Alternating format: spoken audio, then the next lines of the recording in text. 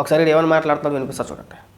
మీరు ఈ 2 సంవత్సరాలుగా ఆంధ్రప్రదేశ్ రాష్ట్రంలో చంద్రబాబు నాయుడు గారి దగ్గర ప్రతి నెల ప్యాకేజీలు తీసుకొని నెలకి 30 కోట్లు ఎంత అంటున్నారు, 30-50 కోట్లు. పవన్ కళ్యాణ్ గారు మీకు చెప్పులు చూపించి చెప్పు తెగిపోద్ది ఎదవల్లారా అనేది అందుకే. ఒరే ఏ ఎదవైనా సరే ఇప్పుడు మీరు చేసిన ఆరోపణల్ని నిరూపించగలుగుతారా? ఒరే అన్ని అబద్ధాలని ఏట్రా?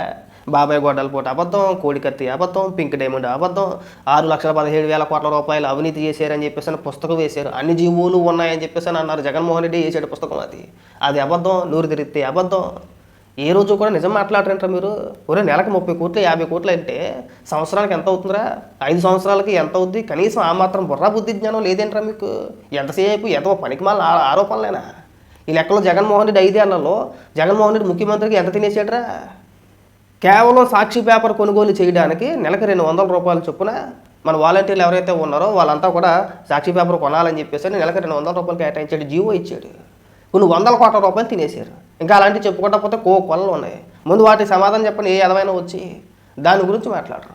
ఇక్కడికి వచ్చి నిరాధారమైనటువంటి ఆరోపణలు అనమాట. పవన్ కళ్యాణ్ గారు ప్యాకేజీ తీసుకుంటున్నారని చెప్పేసి. నిజంగా ఈసారి నువ్వు ఎక్కడ రోడ్డు మీద కనబడితే చెప్పులతో కొట్టేస్తారు. జాగ్రత్తగా మాట్లాడేటప్పుడు